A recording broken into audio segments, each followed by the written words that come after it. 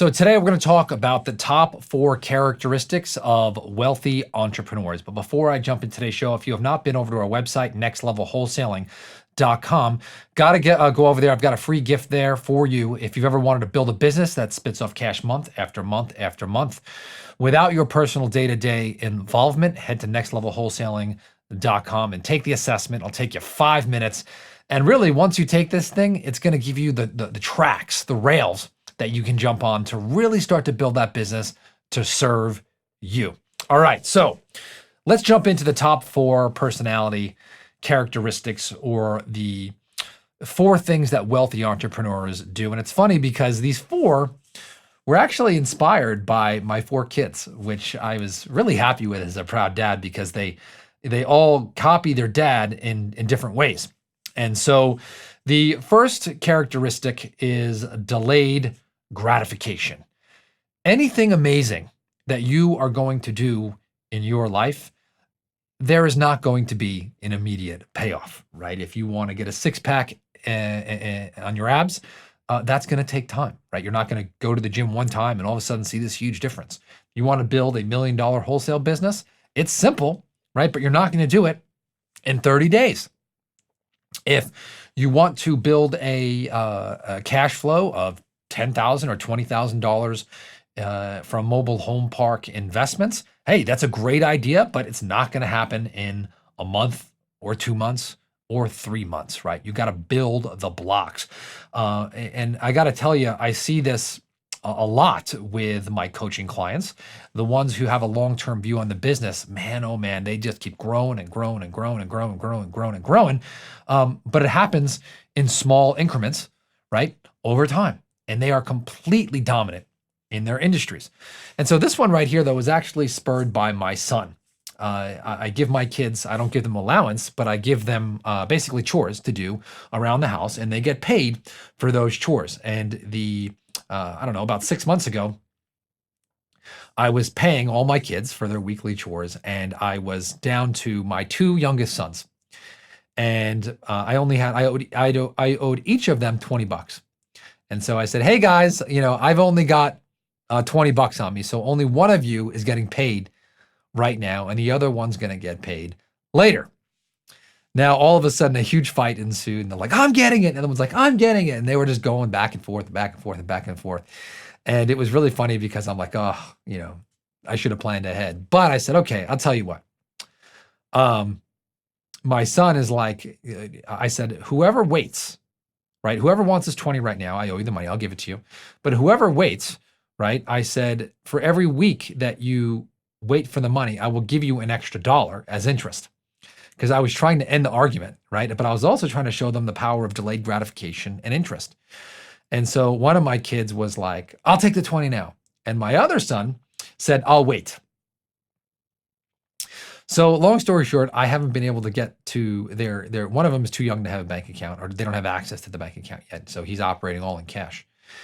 And long story short, it has been approximately 6 weeks. And so now I owe my son $26 in cash. And it's funny because the other day I said, I owe you $26.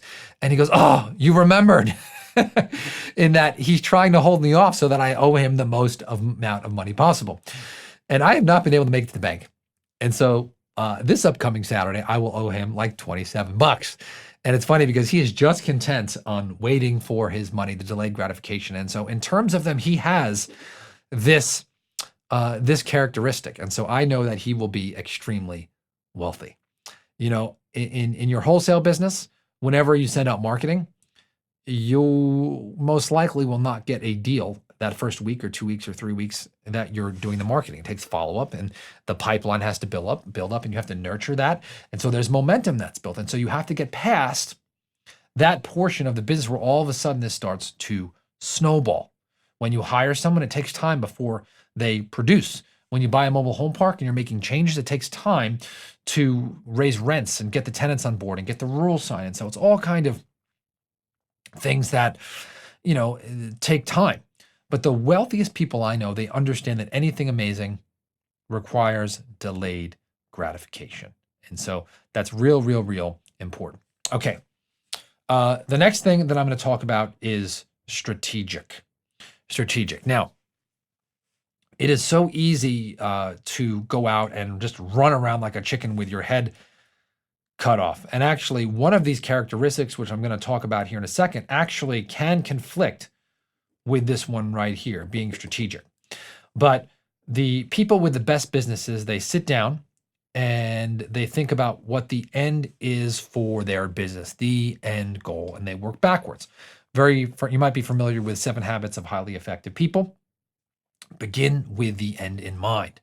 So if you're trying to make $1 million in a year, gross, you're going to have to make $80,000 a month. And if you're going to make $80,000 a month, you're going to be want to spend about $15,000 to $20,000 in marketing. So how do I budget for that? Well, let's say I made $50,000 this month. I'm going to take off 10 and budget it for that next month and keep on reinvesting into your marketing budget.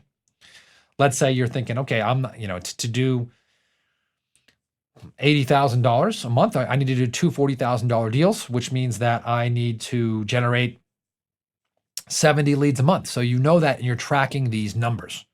If I have 70 leads, I can call them maybe, or if I can't call them, I'm going to need to hire somebody else to call them for me, and I will close them.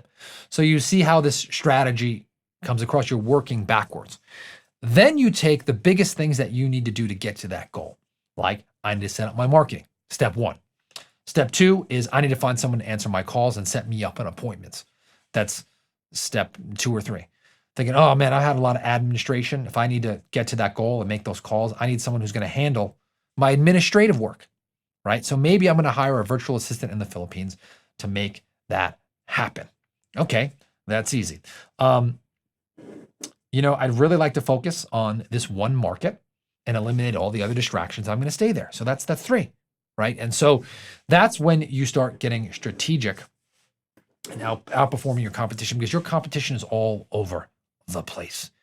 Get freaking serious about what you're going to do and then execute. 3, focused. Now, as an entrepreneur, you are going to be pulled in many different directions. It's so funny. I've had friends this week try to get me involved in trucking businesses, in Uber businesses where you buy high-end Escalades and rent them out. I've had someone try to bring me into a land development deal. And for me, I said, nope. By the way, I had someone try to bring me into, and not a bad way, right? But I had someone ask me if I want to invest in a hotel this week. And that's great. That's their focus. But it's not my focus, right? And so you have to be able to say no. So once you decide, hey, you know what? I'm going to delay gratification and get my goal. 2, you get strategic on how you're going to get there. 3, you stay focused on that one thing. Okay. And you say, nope, nope, nope, nope, nope, nope, nope, nope, nope, nope, nope.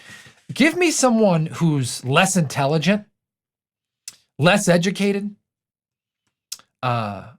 who doesn't have any advantages, and they are super focused, versus someone who has money and is scattered. I'll take the guy who's hungry and focused any single day of the week.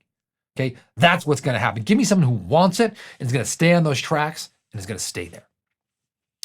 4 is quick action.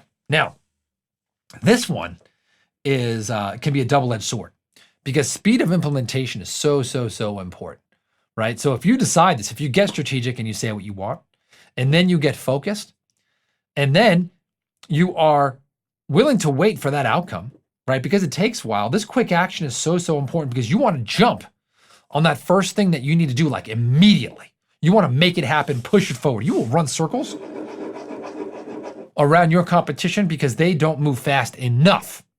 But you got to make sure you are moving fast enough on the right things.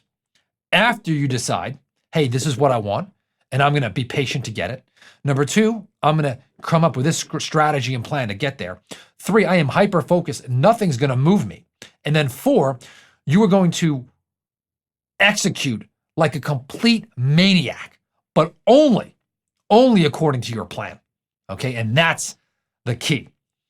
My daughter, funny, and I go back to this focus thing. I have a daughter who she makes extra money by collecting collectible toys and then painting them. And it's funny because I've given her some ideas to make money, and she's like, nope, This is my thing. And I got to tell you that she's gotten really, really, really, really good at this one thing. We go to the swap meet on the weekends, and she can spot anything and buy it for $5 and sell it for 50. She spotted one thing that one time she bought it for 20 and she sold it for 200. And so this is her thing where she's just so focused, and that's her thing. My other daughter, she wants to get involved in some real estate deals so she can buy Taylor Swift tickets for herself on the floor. They're like $2,000 a piece. I said, hey, Dad's not going to spot that, but you can earn some money. And we gave her a plan, and immediately she is executing this, right? She's deciding how she's going to market. She's going to decide how she's going to mail. She's going to decide how she's going to get the deal. And she is taking super quick action. But any one of my kids, you combine these four, or you're going to be unstoppable. Okay. And these are like my four top. There are other characteristics that would make you a wealthy entrepreneur, but these four are, like, in my opinion, the most important. Number one, delayed gratification. 2, be strategic. 3, stay hyper-focused. And 4, quick action without getting distracted. Don't forget to go to nextlevelwholesaling.com. Take that assessment, totally free, and I will talk to you on the next episode.